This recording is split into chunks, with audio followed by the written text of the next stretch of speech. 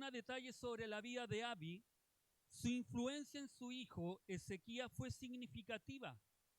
Ezequías se convirtió en uno de los reyes más justos de Judá, a pesar de que su padre, el rey Acaz, fue uno de los más impíos de la nación de Judá.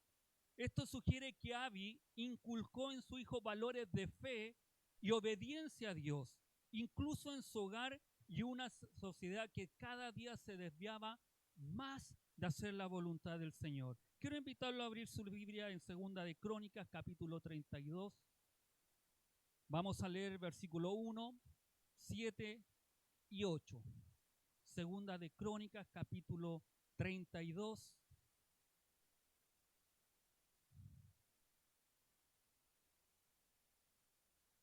Y ojalá que hoy día salgan muchas Abi influenciando a sus hijos, porque este rey hizo cosas maravillosas. Si lo ha encontrado, le voy a invitar a que se ponga de pie y vamos a dar lectura como estamos acostumbrados.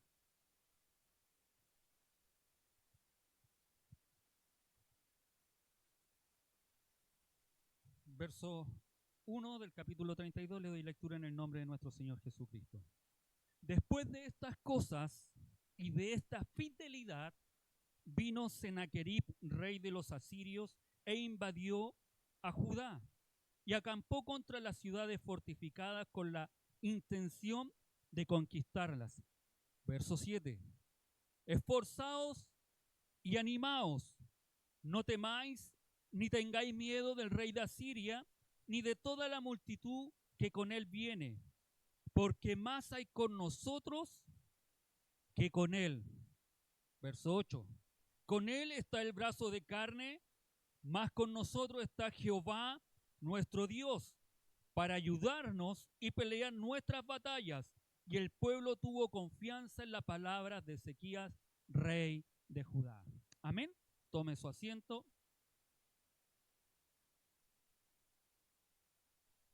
Hoy veremos parte de la historia de este rey, donde veremos cómo él y su pueblo se enfrentaron a una amenaza poderosa. A través de esta palabra recordaremos principios atemporales sobre cómo responder al miedo y dónde encontrar la verdadera fortaleza en medio de toda adversidad que usted y yo podamos vivir. La Escritura comienza diciendo, después de estas cosas y de esta fidelidad, esto se refiere a lo que hizo el rey una vez que asumió su mandato. Por eso decimos que fue bien influenciado. A la muerte de su padre Acaz, que fue uno que no hizo las cosas que Dios hubiese querido, que no hizo la voluntad de Dios, sino que al contrario hizo todo lo malo. Pero a pesar de esa influencia negativa que tenía de su padre, este rey hizo cosas positivas. La Biblia lo describe como el rey que hizo 4 reformas o 4 cambios donde mostró su fidelidad a Dios y es recordado en la historia de Judá como el líder excepcional, no solo por su valentía frente a la adversidad política y militar, sino también por su profundo compromiso de restauración espiritual que llevó a la nación de Judá. Cuando dice estas cosas se refiere a estas 4 cosas que él realizó. La primera usted la puede encontrar en su hogar en el capítulo 29, donde dice la Escritura que él restauró el culto a Dios, abriendo las puertas del templo que habían sido cerradas por su padre Acaz. Dice la historia que Acaz, cuando asumió como rey, él cerró las puertas del templo y empezó a abrir otros altares, otros lugares de adoración donde adoraban ídolos que no eran cristianos. Entonces se cerraron las puertas del templo y el pueblo no pudo ir a adorar más a Dios. Si se asemeja a algo que usted y yo hemos vivido, sí es verdad.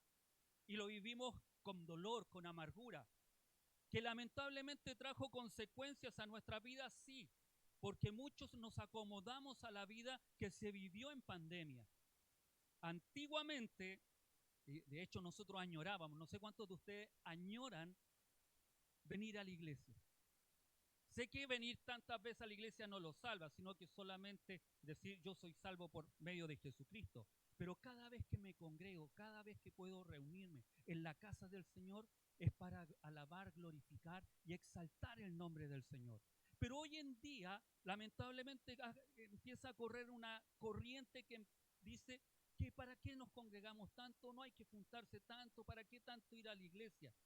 La forma de hacer iglesia que tenemos nosotros los cristianos es esta, que está desde, si usted lo ve desde el libro de los Hechos, que se reunían constantemente a adorar y aprender la palabra del Señor. Esa era la forma de hacer iglesia. Hoy nosotros la hemos cambiado como se cambió en ese tiempo, que no iban al templo, porque las puertas estaban cerradas. Es triste, pero hoy día nosotros nos conformamos a veces con ir solamente una vez a la semana a adorar y bendecir el nombre del Señor. Y no solo eso, si el problema está que cuando no voy ese día domingo que tengo que ir, y no aparezco en 2 o 3 semanas después de la iglesia. Para muchos el pensamiento de hoy en día a veces es decir, ¿para qué tanto? Y a veces, ojalá lo menos posible. A lo mejor no lo decimos abiertamente, pero a veces en nuestro actuar, en nuestro andar, ojalá vamos a los menos cultos posibles que se puedan realizar. Y le damos más importancia a otras cosas. Lamentablemente, esto no es bueno cuando uno se empieza a quedar, cuando uno empieza a abandonar los medios de fe que tenemos, los que el Señor nos ha entregado, lo que la palabra del Señor nos dice que debemos hacer. No nos olvidemos del rey David, lo que sucedió por no ir donde tenía que ir. Usted y yo conocemos la historia. Dice que cuando los reyes tenían que ir a la guerra, él decidió quedarse. Y estaba paseando y empezó y le echó el ojo a alguien que no tenía que echarle, y usted ya sabe todo la historia. Aunque estoy seguro que usted no va a echar el ojo a nadie por no venir a la iglesia, pero espiritualmente cada vez que nosotros no nos congregamos, que empezamos a deslizarnos lentamente, que empezamos a apartarnos de la búsqueda del Señor, nuestro espíritu empieza a apartarse también de la búsqueda de Dios. Por eso es tan importante, y el libro de Hebreos lo levanta y lo dice, que cuando más veamos que el Señor se acerca, usted y yo debemos congregarnos. No como aquellos que tienen por costumbre no hacerlo, sino que al contrario, cuando más veamos, cuando más vemos que esta sociedad cada vez más está alejada de Dios, que se están cumpliendo los tiempos y vemos que la segunda venida de Cristo está cerca, es cuando más yo debo buscar y congregarme y hacer la voluntad del Señor.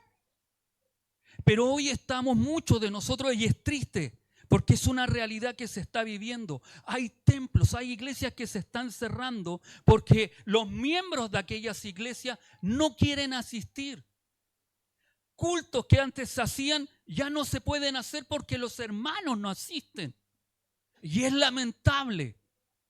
Cuando antes uno corría, cuando uno antes buscaba, cuando uno antes no miraba y no criticaba, sino que lo único que quería era estar adorando y alabando el nombre del Señor. Este pueblo estaba en esa situación cuando el rey Ezequías abrió el templo. Ellos corrieron a buscar de ese Dios maravilloso. El culto había sido una vez más restaurado. Es tiempo que restauremos nuestros cultos. Es tiempo que restauremos el culto del Señor, para que no nos ocurra lo que le ocurrió a David y lo que le ha ocurrido a muchos hombres y mujeres que han dejado de buscar del Señor y hoy lamentablemente ya no están en las filas buscando de Dios.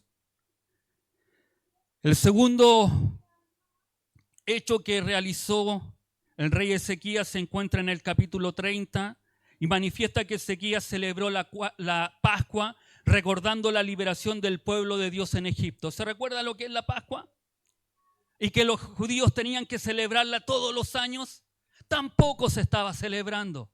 Pero cuando Ezequías toma el mandato, dice, es el rey, es puesto como rey, él restaura inmediatamente la Pascua recordando lo que había acontecido hace muchos años atrás.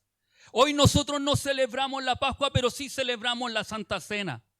Y la Santa Cena es la que nos recuerda la liberación de nuestro pecado, la opresión que teníamos de nuestro pecado y la libertad que nos da Cristo en él. Por eso es imperioso que cada uno de nosotros podamos celebrar la Santa Cena cada vez que nos inviten. No solo contento con celebrar la Pascua, dice la Escritura en el capítulo 31, nos muestra que rompe los lugares altos que había levantado su padre Acaz y destruye todos los ídolos que su padre había levantado. No solo restaura los cultos, no solo celebra la Pascua, sino que también levanta el nombre de Dios a un pueblo que estaba adorando otros ídolos.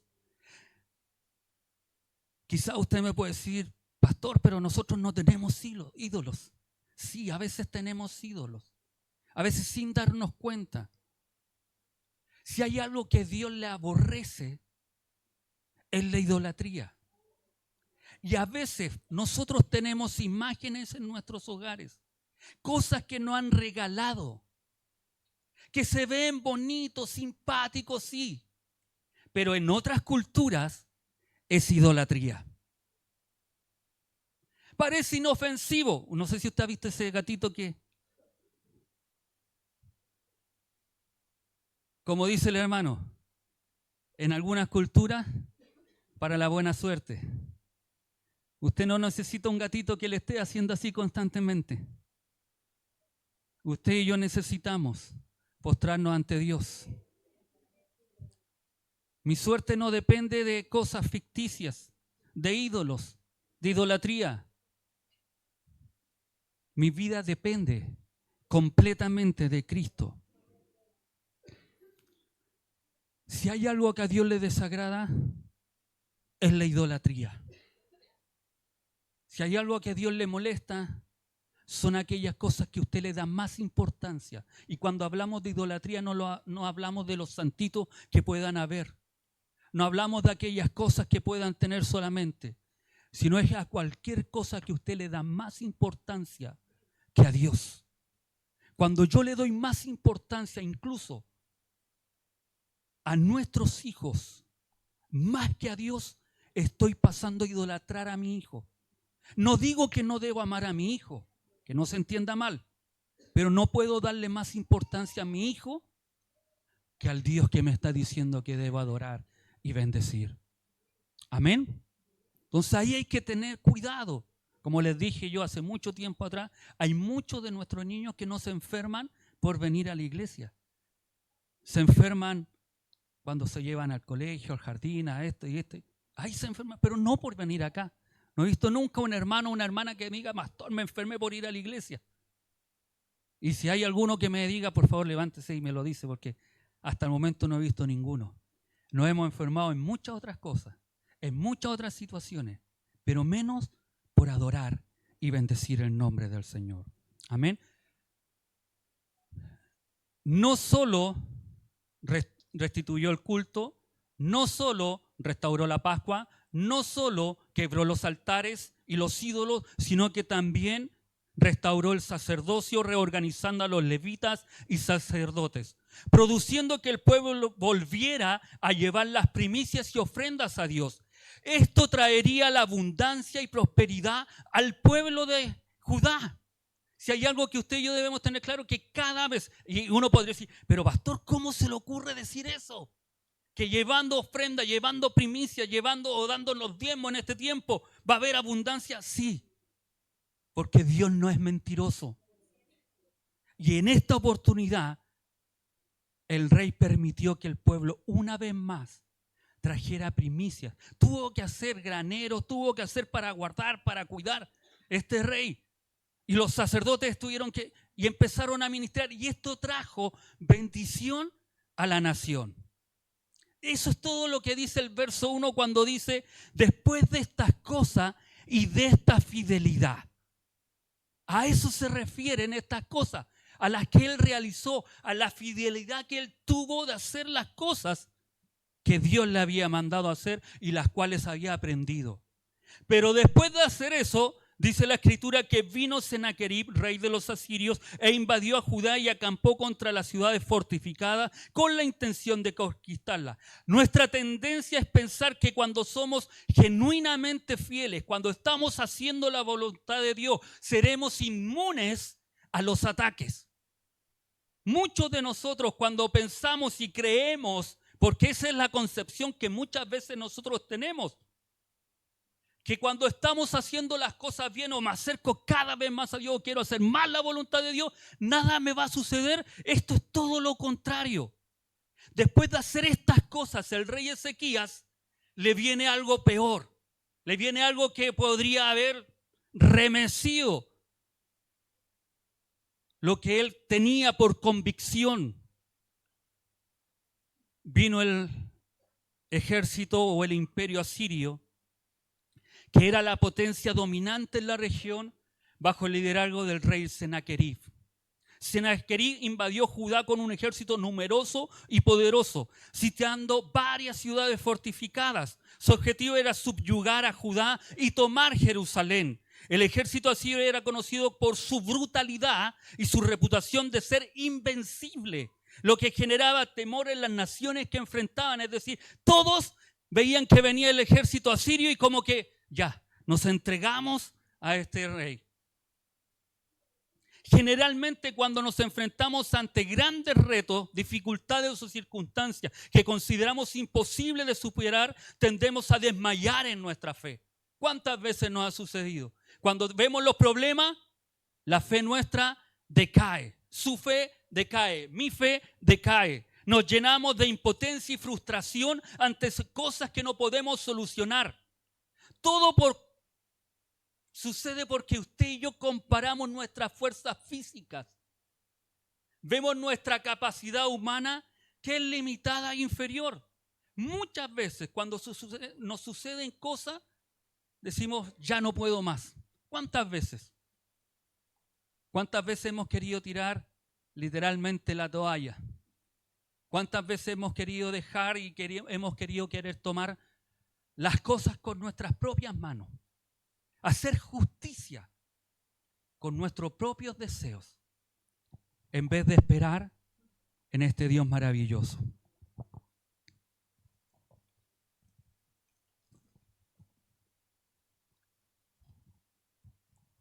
Ante esta grave amenaza, la Escritura nos dice que Ezequías tomó medidas prácticas y espirituales. Desde el verso 12 en adelante, Ezequías dice la Escritura que vio lo que venía. Llamó a sus oficiales, llamó a su gente de confianza, a sus consejeros. ¿Y qué medidas prácticas tomó? Dijo, mandó a cerrar las fuentes de agua que estaban fuera de la ciudad, porque él decía que si venían a combatirle, cerrando las fuentes de agua, el ejército que venía a combatir no iba a poder tener agua y se iban a debilitar. ¿Sabe que esto mismo hicieron 1900 años después, cuando vinieron las cruzadas? Se dice, la historia cuenta que los que estaban, el imperio que estaba gobernando Jerusalén, para poder derrotar a las cruzadas les cerró lo mismo que hizo. Aunque ellos no eran cristianos los que estaban ahí, pero hicieron lo mismo que hizo este rey Ezequías.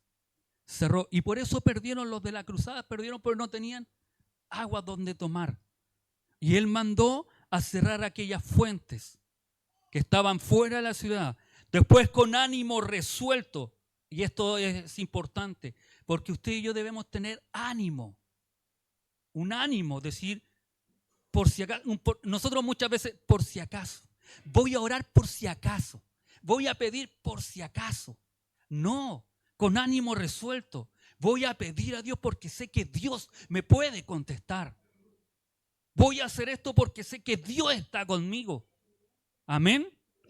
Un ánimo resuelto. ¿Qué dice que hizo? Edificó Ezequías todos los muros caídos e hizo alzar las torres, confeccionó un nuevo muro y más encima mandó a hacer espadas y escudos para enfrentar al ejército que venía encima. En lo espiritual buscó la guía de Dios a través del profeta Isaías y animó al pueblo a confiar en Jehová Estas acciones demostraron que su convicción de la verdadera fortaleza de Judá no residía en las propias fuerzas que ellos tenían o el poco pueblo que ellos tenían, sino que su relación dependía completamente de Dios. ¿Qué les dice? Verso 8 dice: esforzaos, animaos, no temáis ni tengáis miedo. Ezequiel entendía que la defensa de Israel no dependía solo de muros y torres y escudos y suministros de agua. También dependía de la fuerza, el coraje y la determinación de sus soldados, llamado al pueblo a ser fuerte y valiente frente a una amenaza abrumadora. En momentos de crisis el miedo puede paralizar y debilitar. Por eso él dice: esfuércense, anímense, sean valientes. El ejército era bastante grande, bastante numeroso, pero invita a su pueblo a que no teman, a que se esfuercen, a que sean valientes. ¿Y por qué motivo les dice eso? Veamos lo que sigue diciendo el verso. Dice: no temáis ni tengáis miedo del rey de Asiria, ni de toda la multitud que con él viene. El rey Ezequías reconoce la magnitud del peligro. Imagínense, no eran unos poquitos hombres. Los anales asirios dicen que eran cerca de 200.000 hombres los que estaban ahí, ante un pueblo judío que no tenía más de 50.000 habitantes. Se escuchaban los pies cuando marchaban y era un ruido estruendoso, porque era un gobierno, era un rey que nunca había perdido una batalla.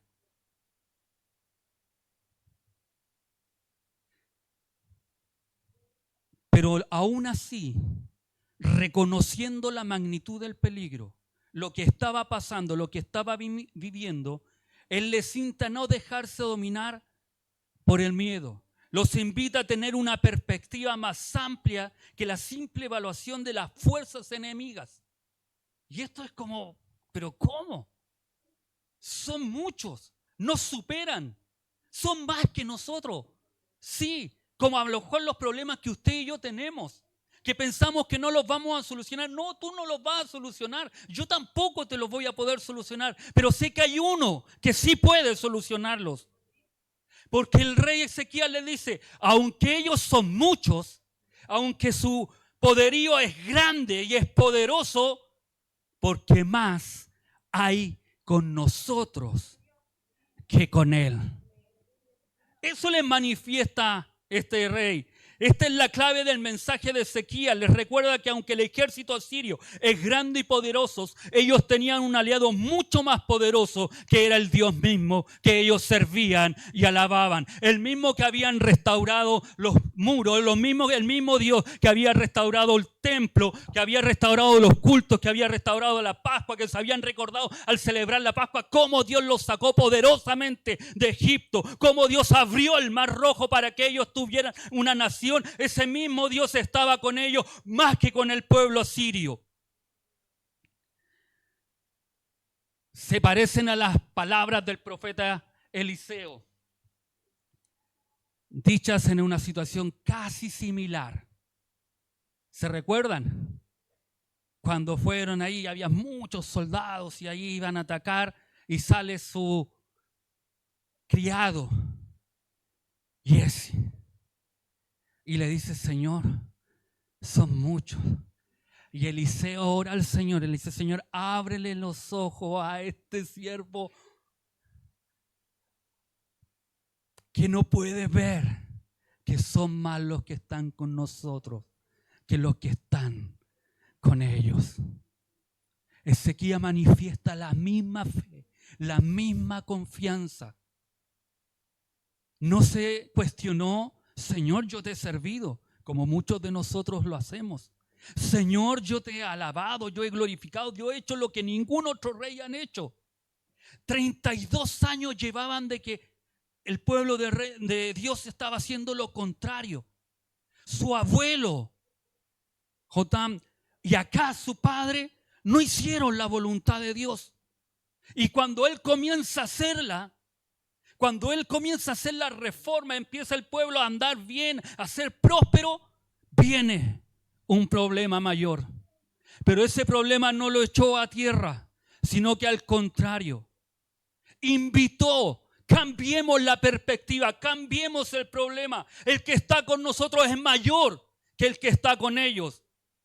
El mensaje de que más hay con nosotros que con Él es un recordatorio de que aunque a menudo nos enfrentemos a grandes batallas, Dios es el más grande que cualquier problema que podamos enfrentar. El rey Ezequías reconoció su debilidad ante el poder del rey de Asiria, pero también reconoció la gran fortaleza que Dios le había ofrecido a él.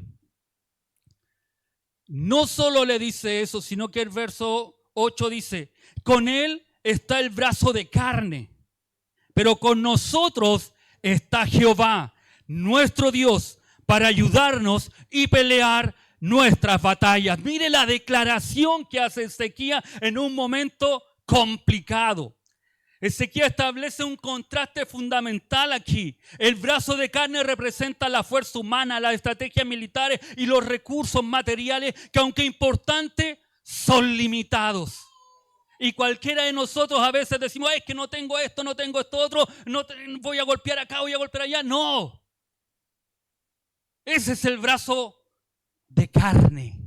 Cuando tú y yo vemos las cosas materiales para solucionar nuestros problemas, es el brazo de carne.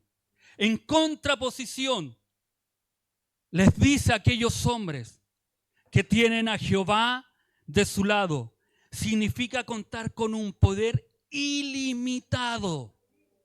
¿Sabe lo que es ilimitado? Que no se acaba. Usted puede sacar y seguir sacando. Y nunca se va a acabar. La Escritura nos muestra una historia de un hombre que tiró unas flechas. Y que las flechas que tiró fueron las victorias que Dios le dio. Y el profeta le dice, si hubieras tirado más flechas, más victorias habrías tenido. ¿Sabe que eso nos enseña a nosotros? Que entre cuando más buscamos de Dios, más vamos a sacar de Dios, más vamos a tener de Dios. Cada vez que tú y yo buscamos más de Dios, Dios va a responder. Y no solo un poder ilimitado, sino que ese poder, y esto es maravilloso, es capaz de intervenir a su favor. Era capaz ese poder ilimitado que creía Ezequías. Era más poderoso y más encima iba a intervenir al favor de él. Esto nos recuerda que la verdadera victoria no depende de nuestras propias capacidades.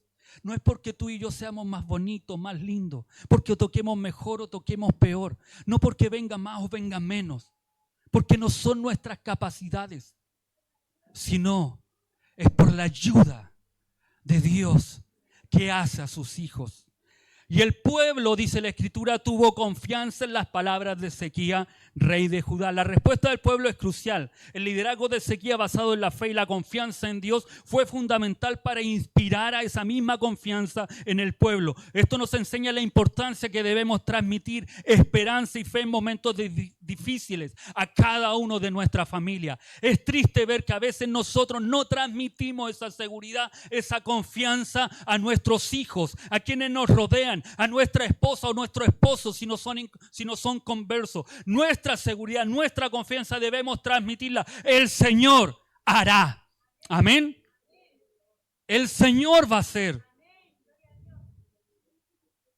Debemos erradicar a veces, si el Señor quiere. El Señor quiere. No sé cuántas veces a veces uno le ha dicho, nos vemos el domingo. Si el Señor quiere. No, si el Señor quiere. La pregunta es, ¿tú quieres? Como dice el hermano atrás, uno es el que a veces no quiere. El Señor siempre va a querer. Amén. Después de esto, que el rey Ezequías anima al pueblo, Sennacherib, rey de los asirios, envió sus siervos a Jerusalén mientras la mayor parte de su ejército estaba ocupado en Laquis y estaban conquistando Laquis. Sennacherib envió a algunos hombres para intimidar al rey de Ezequías y al pueblo de Jerusalén, instando,les a rendirse y a no confiar en su Dios para librarlos del poder asirio. Los mensajes asirios buscaban quebrantar la moral y la fe del pueblo. Estos hombres, y mire lo que dice la Escritura, si usted quiere lo observa después en su hogar, porque la Escritura manifiesta que estos siervos que él envió hablaron en lengua judaica, no en su idioma, sino que el mismo idioma de los judíos, para decirles que no creyeran a Ezequías porque Dios no lo iba a librar, así como ellos habían destruido todos los otros reinos, habían conquistado todas las otras tierras y los dioses de esas tierras no los libraron, sino que se los entregaron. No olvidemos que también se entregó en ese tiempo Israel, las otras 10 naciones del norte. Entonces, el mismo Dios que las otras naciones del norte servían o decían servir, ya habían sucumbido ante el poder asirio. Entonces cuando va y le dice, no le crean. Más encima, el rey Sennacherib pensó y creía que porque Ezequiel había destruido los altares, los ídolos, los dioses estaban enojados con Ezequiel y lo iba a entregar en su mano.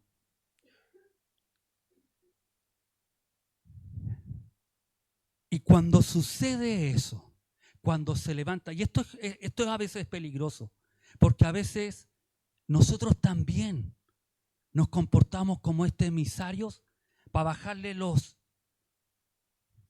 las ganas, el deseo, a veces incluso a nuestros hermanos. Hablamos el mismo idioma, servimos o nos manifestamos de la misma forma como estos emisarios hablaron. Para decirle, no, si no es tan importante, no vayas, preocúpate de esto otro después. Si sobra tiempo vas. Lo importante es primero eres tú y después. Es triste ver eso, pero es una realidad hoy en día. Estos mensajeros llegaron y cuando llegaron el pueblo los escuchó, pero no les hizo caso. ¿Qué hace el rey Ezequías? Verso 20, si es que no me equivoco. Mas el rey Ezequías y el profeta Isaías, hijo de Amós, oraron por esto. ¿Por qué motivo? Señor, mira lo que está sucediendo, mira lo que está pasando. Y nos invita a orar. ¿Has orado por la situación que te aqueja? ¿Has ido hasta las plantas del Señor y le has dicho lo que te estás pasando, lo que te está sucediendo? Isaías fueron a la casa del Señor, oraron con humildad y pasión y Dios escuchó desde el cielo. Señor, mira, aquí estamos. No somos más que ellos, pero creemos y confiamos en ti.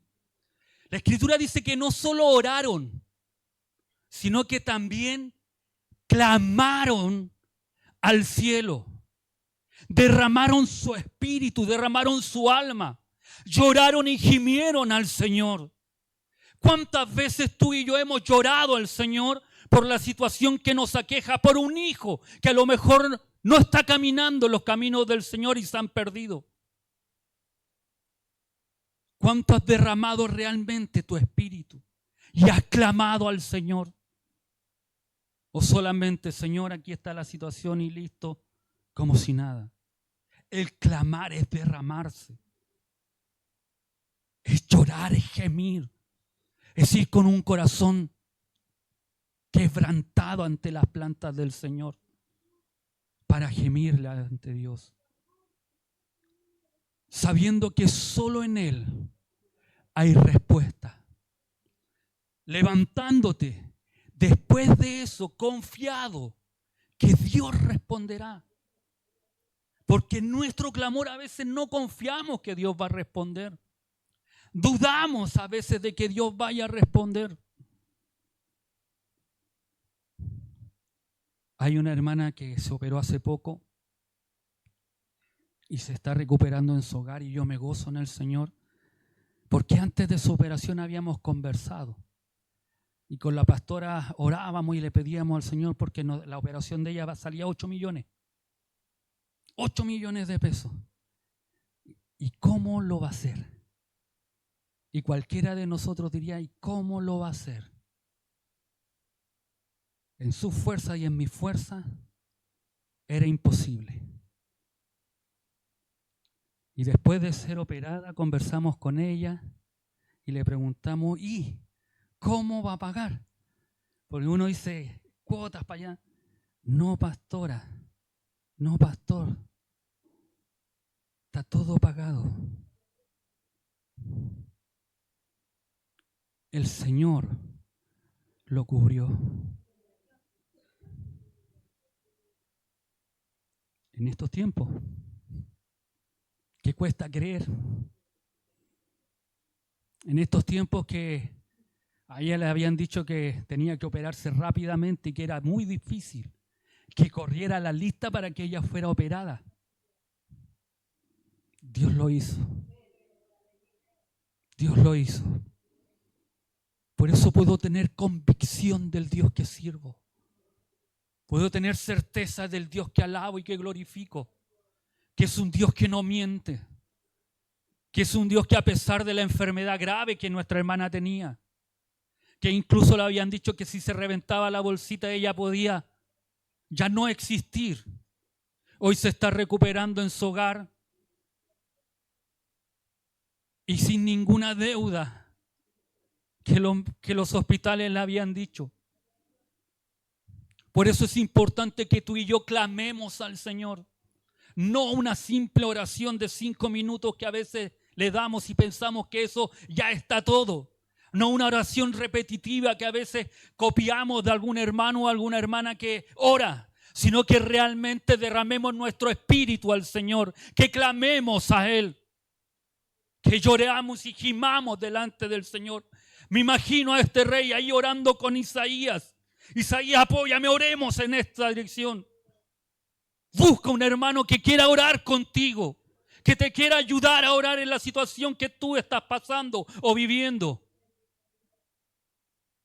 Ezequías no fue solo. Es importante que cada uno de nosotros nos apoyemos en la oración. ¿A quién le estás pidiendo? ¿Con quién estás orando? ¿Con quién estás clamando? Para que la situación cambie. Pero a veces es muy simple. Queremos que todos oren, pero yo no soy capaz de doblar mis rodillas. El pastor Israel decía en la conferencia, hagamos cultos de oración y veamos cuánto llega. Y yo decía entre mí, no lo haga, pastor Israel, porque yo sé cuál es la realidad. Estuvimos prácticamente casi todo el mes de febrero orando todos los jueves, haciendo un llamado a orar. De 7 a 10, no, de 7 a 9 me parece que era. Y lamentablemente, muchos, pero muchos faltaron. Pero queremos que Dios responda. Queremos que Dios haga cosas. Dios no hará cosas si tú y yo no nos postramos a buscarle. Y disculpe que se lo diga de esa forma. Disculpe que sea tan fatalista a lo mejor. Pero si tú y yo no nos postramos a buscar a Dios de corazón, sincero, dejando que cuando Dios me hable, yo tenga mi corazón para cambiar aquellas cosas que Dios necesita cambiar de mí, porque son mis cosas son las que Dios no puede obrar o Dios no puede hacer cosas porque yo soy el que no lo dejo hacer. Por eso mi oración y mi clamor debe ser con humildad y poderle decir, Señor, como me imagino a ese rey Ezequías diciéndole, Señor, aquí estoy. Aquí estoy. Esto me supera, esto yo no lo puedo hacer solo. Hice todo lo humanamente posible, porque Él hizo todo lo humanamente posible. Arengó al pueblo, tapó, mandó a hacer, edificó, construyó. Hizo todo lo que humanamente Él podía hacer. Pero cuando ya no podía humanamente, Señor, aquí estoy. Señor, aquí estoy. Mira el ejército. Mira lo que se han congregado para exterminarlos. ¿Quieres saber lo que resulta? La pura pastora quiere saber. Verso 21. Y Jehová envió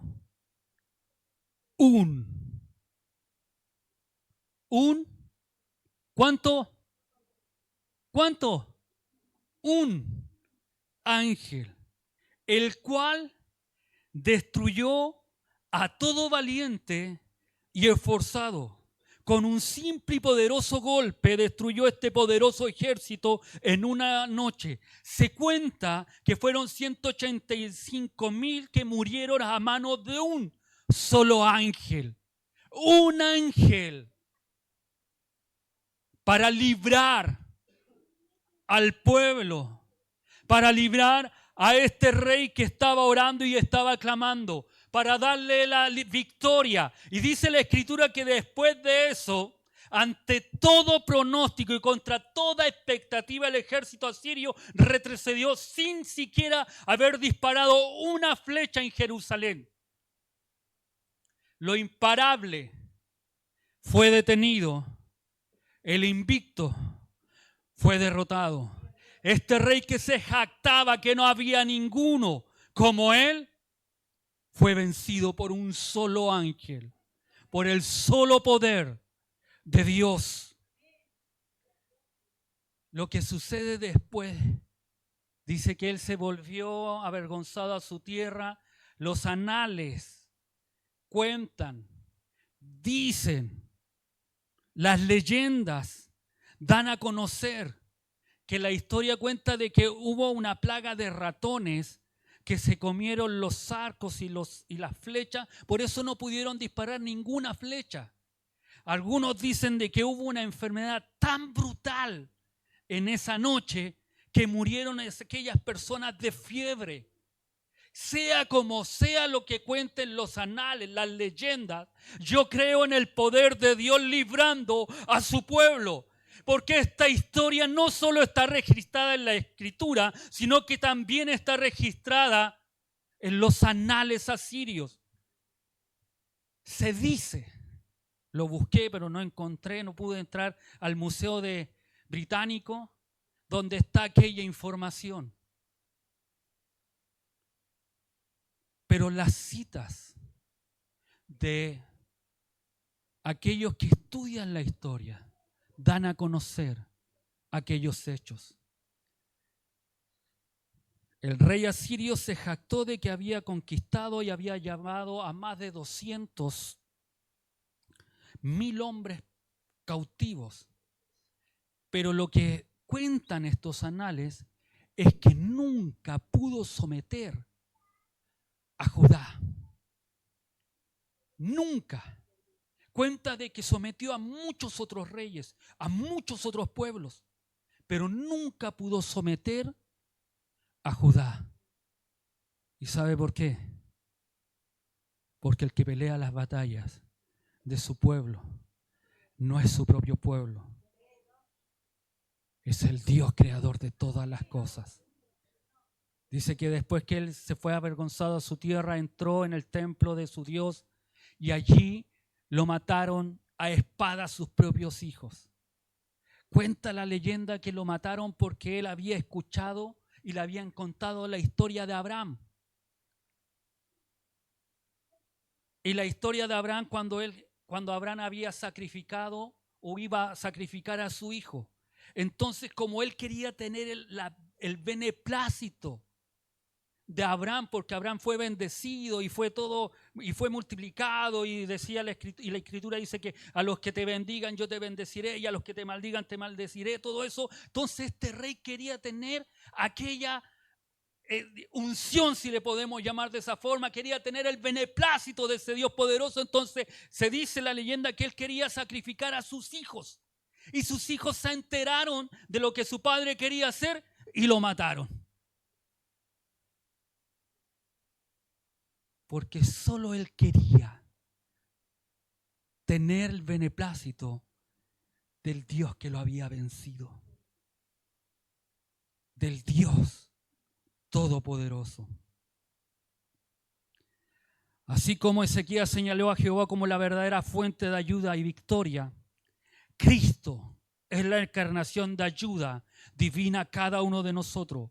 El mismo Dios está con cada uno de nosotros y nos asegura su presencia constante cada día. Nuestra confianza última no está en los líderes humanos, sino en Cristo mismo está nuestra confianza. No confiemos en cosas hechas de hombre, no confiemos en cosas que podamos ir o realizar nosotros, sino que nuestra confianza debe estar en Cristo siempre. Así como lo tuvo el rey Ezequías, esa confianza, esa convicción de que su ayuda no iba a venir por allá o por acá, por este o este otro. Su ayuda venía de Dios. Así es como vendrá la ayuda para cada uno de nosotros. Independiente del problema, la situación, de lo que tú y yo estamos viviendo, la ayuda proviene de Cristo. La ayuda proviene de nuestro Dios, de aquel que nos libertó, de aquel que nos sacó, de aquel que hace todas las cosas nuevas. Es Cristo el único que nos puede ayudar. A pesar que veamos todo oscuro, todo negro, podamos verlo con otra perspectiva y podamos orar y buscar el rostro del Señor y poderle decir: Señor, aquí estoy, ya estoy cansado, ya no puedo más, la incertidumbre me agobia. El qué va a ser el día de mañana, yo no sabré qué hacer, pero quiero confiar en ti, quiero estar en ti, quiero confiar a lo que tú hiciste hace muchos años atrás con un rey que quiso agradarte. Quizás no le hemos agradado, no hemos hecho las reformas en nuestras vidas que hizo el rey Ezequías. Seguimos a lo mejor teniendo ídolos, o a lo mejor pensando de una forma distinta de querer agradar a Dios, o queriendo venir lo menos posible a adorar y bendecir el nombre del Señor. Nos hemos conformado con quedarnos en nuestro sillón y a veces solamente por Facebook ver los cultos, por YouTube escuchar la palabra, y nos hemos conformado a lo mejor por eso. Pero hoy te quiero invitar a que hagamos realmente reformas en nuestras vidas. Cambiemos la forma de mirar el Evangelio. Cambiemos la forma de buscar de Dios. Cambiemos la forma de orar y ir a la planta del Señor. Vayamos en oración y en humillación. No confiemos en nuestras fuerzas. No confiemos en lo que el mundo puede ofrecer. No confiemos en lo que una persona nos pueda dar. Confiemos en lo que Dios quiere darnos. Confiemos en lo que Cristo, y vuelvo a repetirlo como lo dije la semana pasada, Él está con nosotros. Él está con nosotros. Y su promesa, no la mía, sino la de Cristo, es que iba a estar todos los días hasta el fin de los tiempos. ¿Por qué te abates, oh alma mía? ¿Por qué se turba vuestro corazón, si aún es de alabarle, si aún es de glorificar, si aún he de exaltar, si aún tengo vida para rendir culto a este Dios que es poderoso y que es bendito. Ya no es tiempo de quedarte, ya no es tiempo de estar siendo a lo mejor perezoso, es tiempo de levantarte y hacer reformas que cambien, que transformen, que guíen nuestras vidas. Y nuestras convicciones llevarán a otros a Cristo. Nuestras convicciones llevarán a otros a buscar más del Señor y tener confianza plena en el Señor. Póngase de pie, vamos a orar al Señor. Vamos a bendecir el nombre del Señor.